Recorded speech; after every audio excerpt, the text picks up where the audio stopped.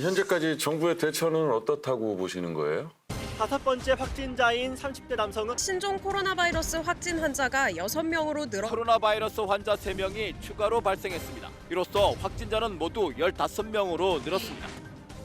문재인 대통령께서도 이 우한 피라미드에서 처음에 대단치 않게 생각했던 모양이에요. 그 양산에 그 양산집에 가 있었거든요. 그 양산집에서 그날 우한 피라미드에서 아마 보고를 받고 그 메시지를 내는데 어떤 메시지를 했는가 하면 지나친 공포심을 가지지 마라. 이 메시지를 낸 거예요. 그리고 이튿날 청와대에 올라와가지고 청와대에서 이제 보고를 받아보니까 그게 아니란 말이에요. 그 보면 태국, 싱가포르, 일본 다음으로 한국으로 많이 나갔어요. 6,430명입니다. 작년 12월 달에 최초 발병자가 나왔는데 이 발병 원인도 사실 아직 밝혀지지 않아요. 뭐 뱀고기다, 박쥐다 이런 말이 있는데 어쨌든 6,430명이 들어왔거든요. 그걸 초기에 이 사태의 심각성을 알고 초기에 제대로 그 징수 관리를 했다면 지금 당장 이 3번 확진자에서 6번 확진자로 가고 6번 확진자가 또 가족 두 사람에게 또 뿌려버리잖아요. 예, 또 전염이 됐단 말이에요. 초기에 이 6,430명을 제대로 그 관리를 했다면 지금쯤 우리 사회가 좀 안심을 할 텐데 문제는 그 가족 중에 딸 한 사람은 어린이집에 일을 하는 분이에요. 충남 태안에 있는 한 어린이집 문이 굳게 닫혀 있고 아이들도 보이지 않습니다. 어린이집 교사 A씨가 6번째 확진자와 밀접하게 접촉한 사실이 뒤늦게 밝혀졌습니다.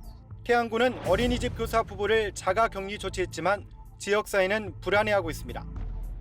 그 어린이집에서 어린이가 접촉한 사람이 29명이나 됩니다. 이게 이제 다음 주에 그 속에서 만약에 또 3차 감염자가 그 아이 중에서 또 나온다 이러면 이제 문제는 더 심각해지죠. 근데 저는 오랜만에 우리 전 변호사님과 토론을 하다 보니까 옛날에 비해서 훨씬 더 정치적인 토론을 하시네.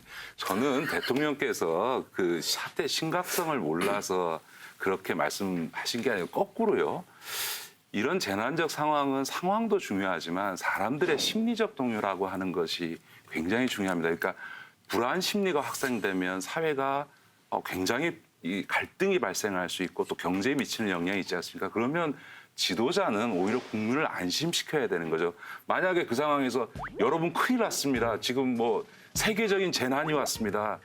이렇게 대통령이 말해야 되는 게 아니고 다시 말해서 국민들 입장에서 물론 저도 초동 단계의 대응에 있어서 아쉬운 점은 있으나 그거는 실무 책임자들 선에서는 몰라도 적어도 국가를 지도자인 대통령은 국민을 안심시키는 말을 하게 돼 있는 거죠. 그걸 갖고 대통령이 심각성을 몰랐다 이런 식으로 너무 다 정치적으로 해석하지 마시고요. 내용적으로 내용적으로 좀 토론하시죠.